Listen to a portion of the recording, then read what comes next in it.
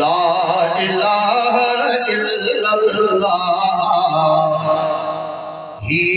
सबक सुहिणो इहो ला इलाहा इल्लल्लाह ही सबक सुहिणो इहो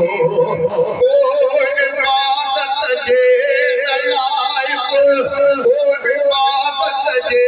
न लाइक़ रब सिवा आहे ॿियो ला इलाहा इल्लल्लाह ही सबक सुहिणो इहो गैर जा सजदा कयूं छो गैर जे आलो छो खौफ दिल में गैर जो पंहिंजे अल्लाह चाले रखूं ज़िंदगी ऐं मौत जो मालिक ख़ुदा आहे सचो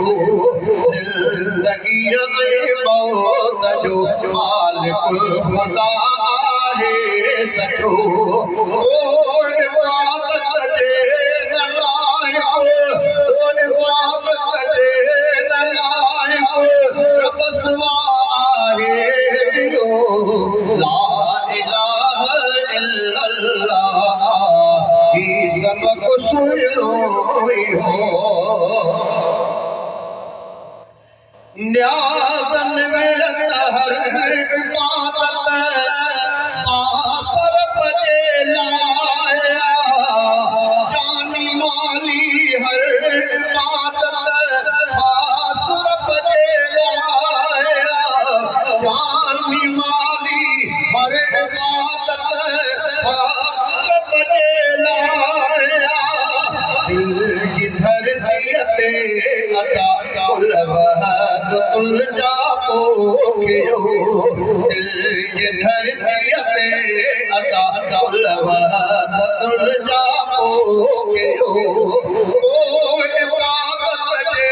न लाइक़ इबादत जे न लाइक़ रब सिवा आहे ॿियो ला इलाहा इल्लल्लाह ही सबक सुहिणो इहो मर्द जिस्मानी या रूहानी शिफा ॾींदड़ धरी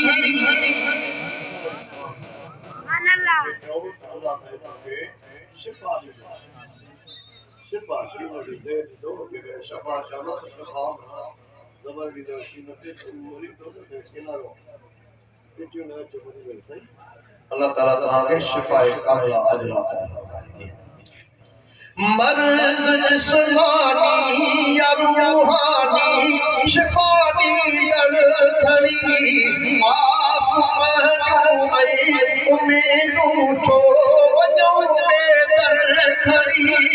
दर्द जो दारू अता हिक दर खाई आहे मिलियो दर्द जो दारू अता हिक दर खाई आहे मिलियो इबादत जे न लाइक़ इबादत जे न लाइक़ रब सिवा आहे ॿियो ला इलाहा इल्लल्लाह ही सबक सुहिणो इहो ख़ास तुंहिंजी क्यों इबादत था घुरूं तोखां मदद वाट तिनडीअ ते हलाइण आम दिल ते लादत रस्ते तिनडे खां बचाइण ते अज़ब तुंहिंजो थियो रस्ते तिन खां तूं बचाइण ते अज़ब तुंहिंजो थियो इबादत जे न लाइक़ इबादत जे न लाइक़ रब सिवा आहे ॿियो ला इलाहा इल्लल्लाह ही सबक सुहिणो इहो माउ मिठड़ी